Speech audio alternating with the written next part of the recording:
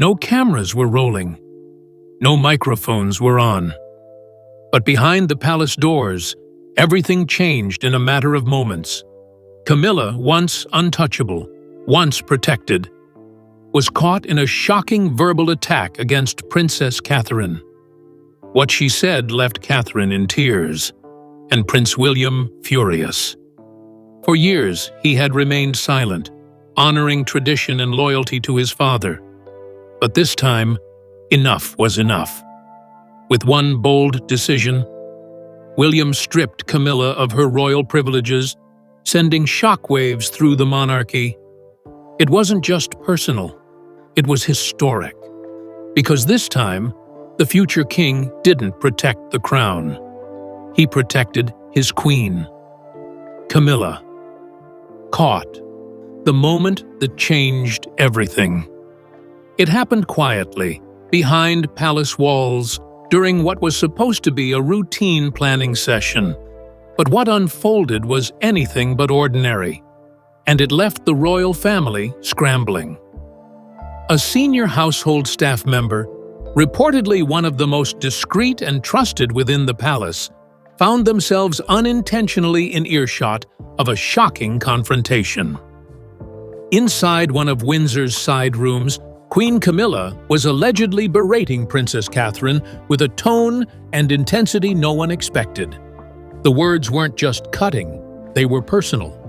According to multiple insider accounts, Camilla questioned Catherine's loyalty to the monarchy, even suggesting she was too concerned with public adoration.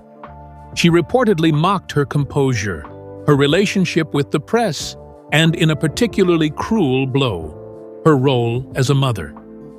The staffer, stunned by what they were hearing, did something rare in royal service. They took action. The full incident was documented and delivered straight to Prince William's private secretary within hours. And though William had long heard murmurs of tension between the two women, this was different. This was real, firsthand, undeniable. It wasn't gossip anymore. It was evidence. Palace insiders say this moment shattered years of carefully maintained silence. For years, these tensions had been managed, ignored, or brushed off as part of the family dynamics. But this time, it was too blatant, too cruel, too loud to silence. And while this wasn't the first time complaints had quietly surfaced about Camilla's attitude toward Catherine, it was the first time someone stood up and spoke out, risking royal disapproval to protect the future queen. William, once hesitant to confront the issue directly, suddenly had no choice. His reaction, aides say, was immediate and intense. He didn't shout or make threats, but his face said everything.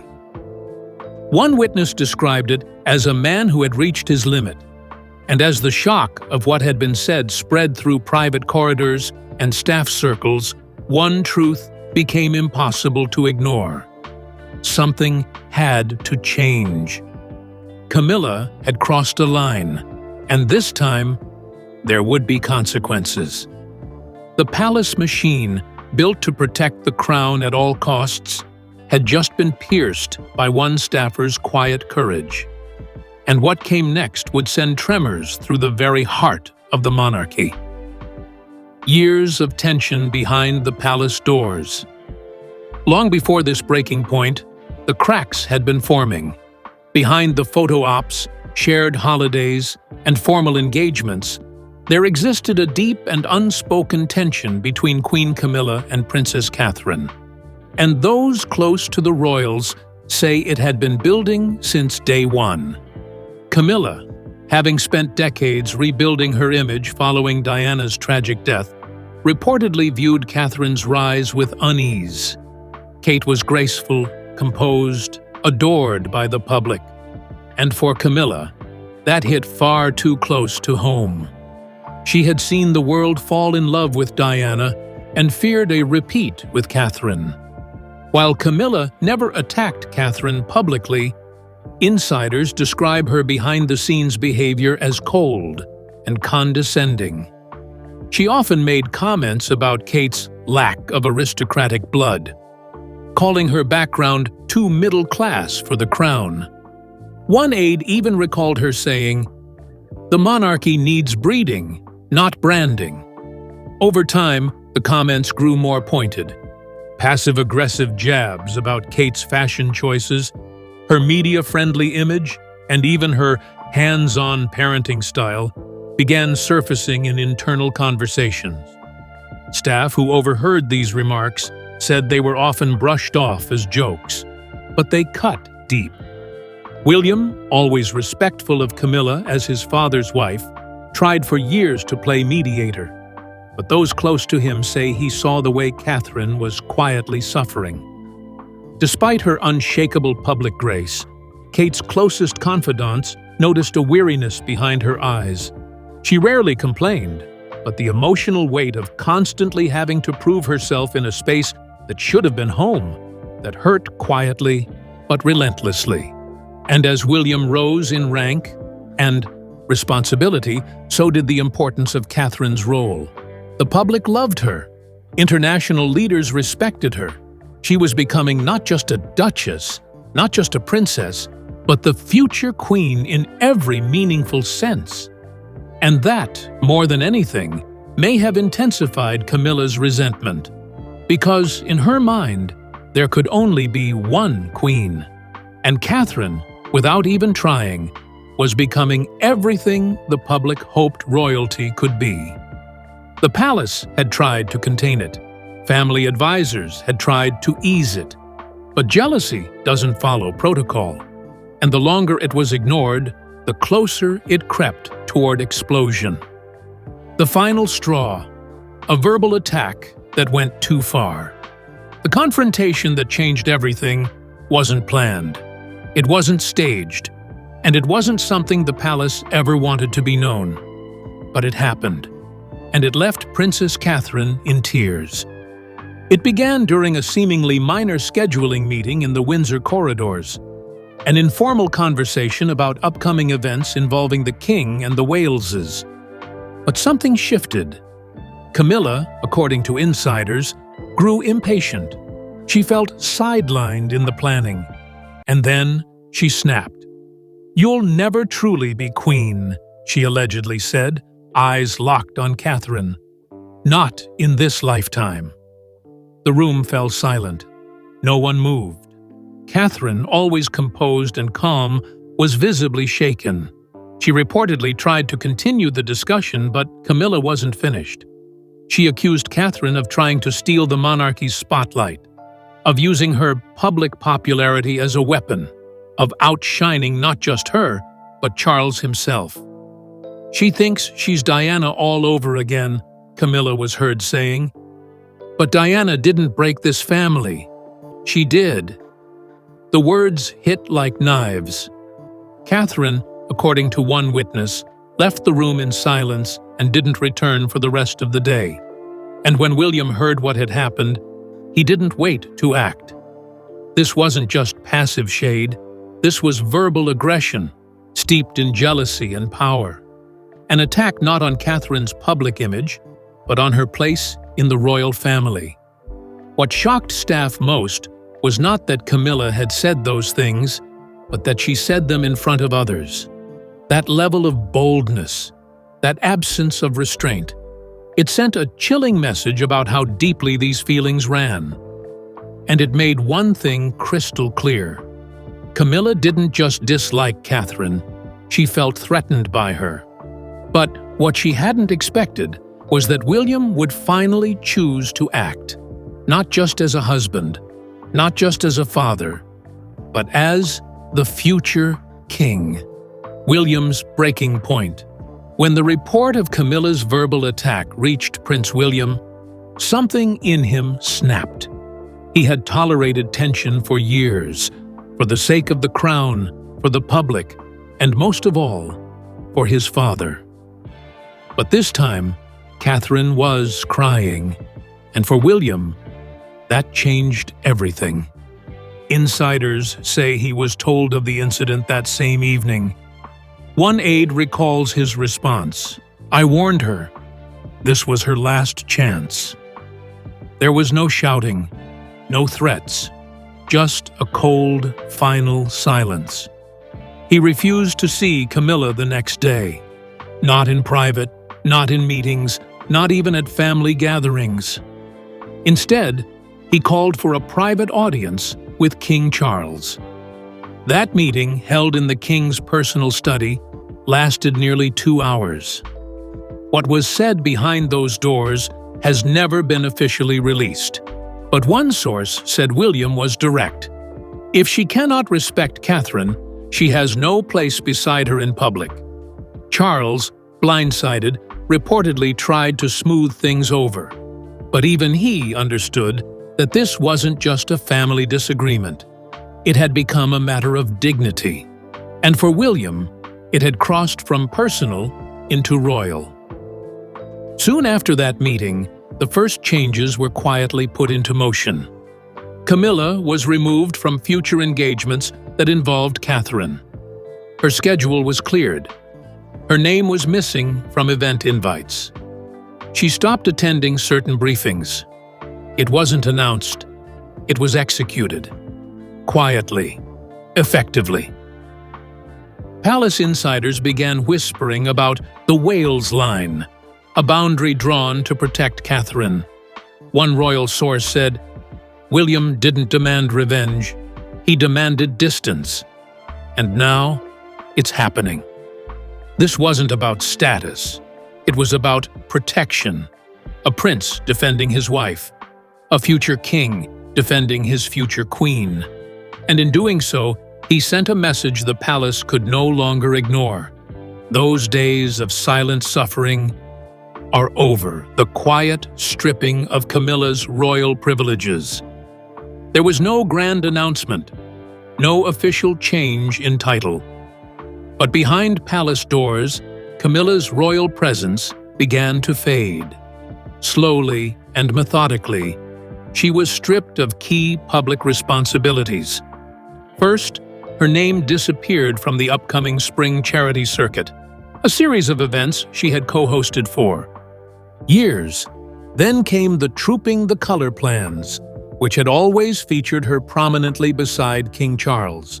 Now only Charles, William, and Catherine were confirmed for the balcony appearance. Next, invitations to several diplomatic receptions and military ceremonies, where protocol dictated she would attend, were quietly rescinded. She was excluded from all events involving the Wales children. Not a word was said publicly. But everyone inside the palace understood.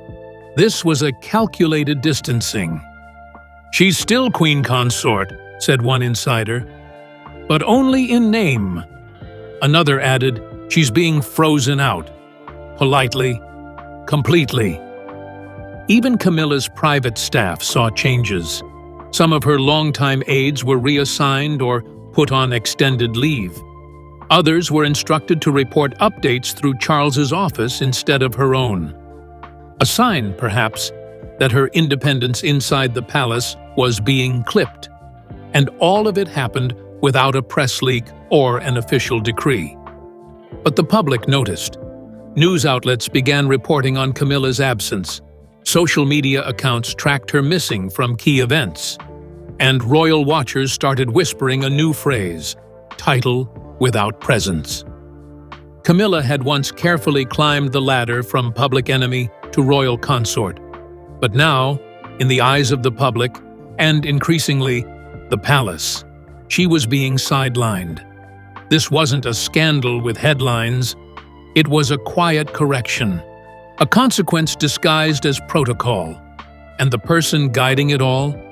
Prince William, silent, focused and done playing politics with his family's well-being. Catherine's silent response speaks volumes. While chaos swirled behind the scenes, Princess Catherine stepped forward with grace, not words. She made her next public appearance just 3 days after the incident, and what she wore sent a message louder than any press release ever could. On her coat was Princess Diana's sapphire brooch, the same one worn during her most iconic humanitarian visits. It shimmered in the sunlight, nestled against Catherine's calm, steady posture. The world noticed immediately. Royal fans flooded the internet with admiration. "She walked in like a queen," one commenter wrote. "Not a scratch of drama on her face." Others pointed to her soft wave, her genuine smile, and her careful attention to the children she greeted that day. But those who looked closer saw something more. A firmer tone in her posture, a deeper strength in her silence. Catherine hadn't just shown up. She had taken her place. She didn't respond to the rumors. She didn't allude to the confrontation. She simply carried on, as if to say, "I am unshaken. I am not stepping aside." Inside the palace, even the most skeptical courtiers began to shift their view. This was not a woman in the shadow of scandal. This was the future of the monarchy. Measured, resilient, and deeply loved. As the press coverage grew, so did the hashtags. #QueenInWaiting, #Justice for Kate, #Grace, under fire. And every time Catherine appeared in public after that, those hashtags lit up again. Her quiet appearances became symbols of endurance. She had been bruised, but not broken. Mocked, but never undone. And now, through calm resolve and dignified strength, she had become more than a royal wife. She had become the monarchy's beating heart. Public outrage and unshakable support. The backlash was instant and global.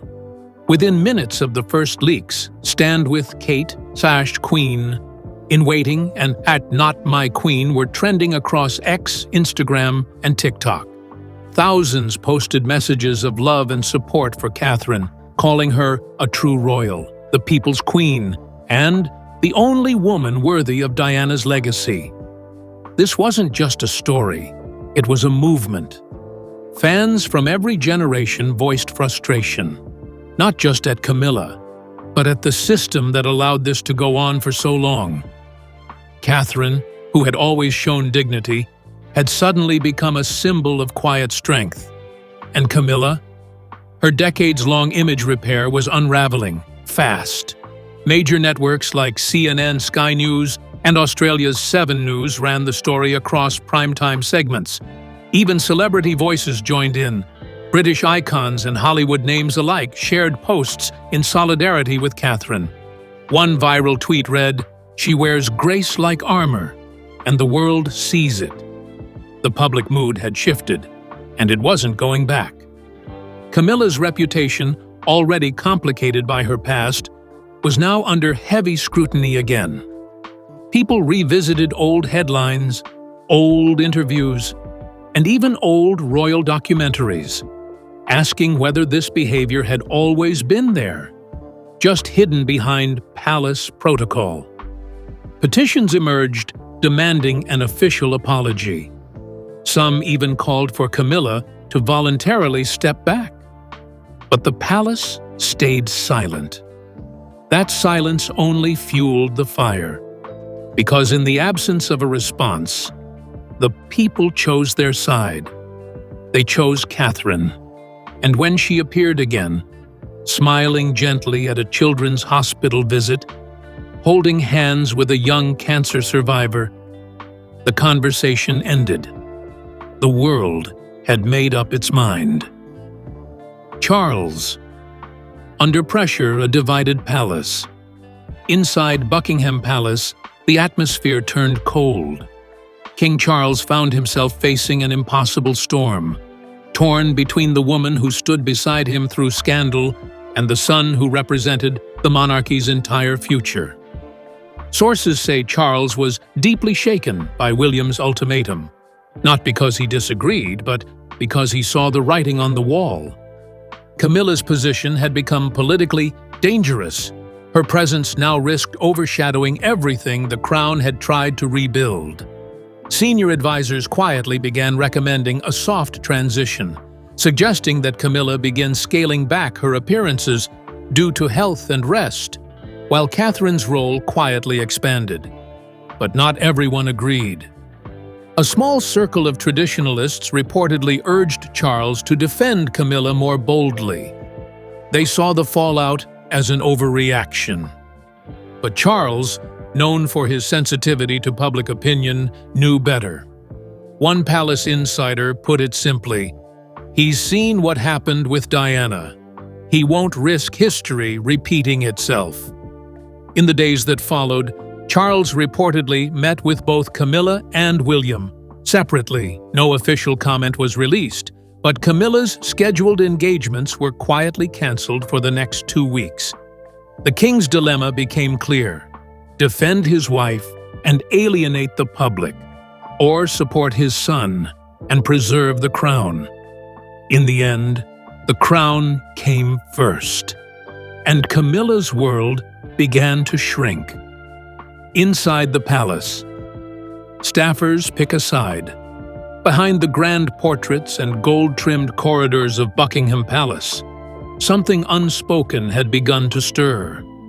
It wasn't loud, it wasn't official, but it was powerful. A silent war was brewing, and the staff were choosing sides. At the center of it all was the fallout from Queen Camilla's shocking confrontation with Princess Catherine. What had once been subtle tensions suddenly became sharp divides. The mood changed, almost overnight. Politeness turned into watchfulness. Warm greetings became guarded glances, and loyalties were no longer assumed. They had to be earned. Royal staff, those same men and women who set the tables, arrange the motorcades, manage speeches, and control palace communications, began to quietly align themselves with different camps. Some stood firmly behind William and Catherine, drawn to their calm, modern leadership and their long history of treating staff with respect and humanity. They remembered how Catherine sent handwritten thank you notes after every event, how William made sure even junior aides felt seen. These weren't just bosses, they were protectors. "You can feel the difference in their office," one young communications assistant shared off the record. "It's organized, professional, but still kind. They don't scream. They don't blame. Catherine listens, and that's rare in this world." Staffers in public engagement and charity coordination began informally referring to the Wales office with newfound reverence. Some even began requesting to be reassigned there, a quiet but telling shift in palace politics. But not everyone was comfortable with this change. Long-serving aides, many of whom had helped Camilla transition from scandal to queen consort, saw the current fallout as a threat to everything they'd worked for. They had stuck by her through the darkest days when public approval was non-existent, and Diana's memory loomed large. To them, this incident wasn't bullying. It was being twisted by media narratives and opportunists. "Camilla's worked harder than anyone to earn her place," one private aide reportedly said. "Now people act like she never belonged. That's not fair. She's been nothing but loyal." The division spread fast. Meetings that once ran like clockwork began to unravel. Briefings were delayed. Agendas were suddenly rewritten. Even simple decisions, like who would ride in which car or who would appear in group photos, became logistical nightmares. Staff began double-checking who would be in the room before speaking freely. Whispered conversations replaced open dialogue. There were even reports of staff requesting transfers between offices, citing work environment concerns. Events were rescheduled at the last minute. Team meetings were split into smaller, separate groups. Schedules were carefully adjusted, not for efficiency, but to avoid confrontation.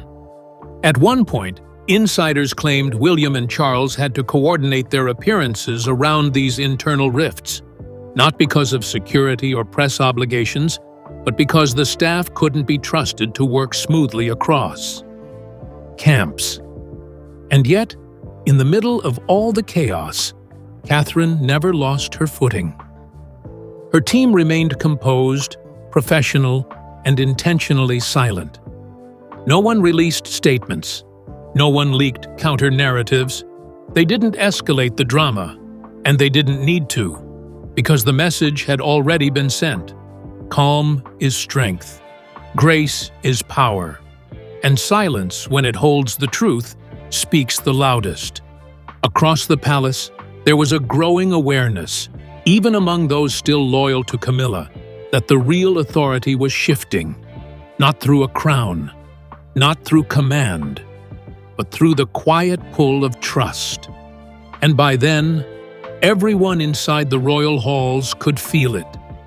Catherine hadn't just endured the storm, she had come out the other side, still standing, and stronger than ever. The royal future has been redrawn.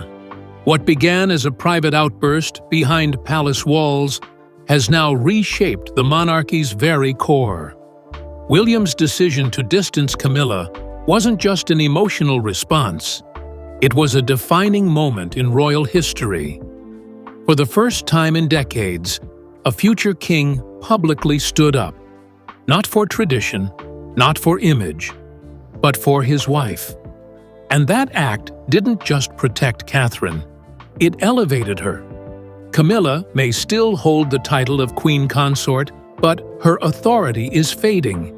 Her calendar is thinner, her public presence minimal, and her influence over royal affairs quietly dissolved. Catherine, in contrast, is stepping into her next chapter, not by force, but by example. She represents the future, modern, relatable, resilient. A woman who knows her worth, but never flaunts it. A mother, a partner, and now, without needing a crown, a queen in every way that matters. Public opinion has made it clear. The people trust her. The staff follow her. The crown depends on her. And William? He has shown the world he will protect his family, even if it means shaking the very system he was born into. Because this is more than royalty. This is about love, boundaries, and a monarchy that will not survive unless it finally learns to evolve. And in that evolution, Catherine doesn't just have a place. She leads the way. William's move didn't just defend his wife, it redrew the rules of royalty. Camilla may hold the title, but Catherine now holds the crown in people's hearts. And as the palace reels from the fallout, one truth stands firm. Disrespect behind closed doors now carries consequences, especially when the future king is watching.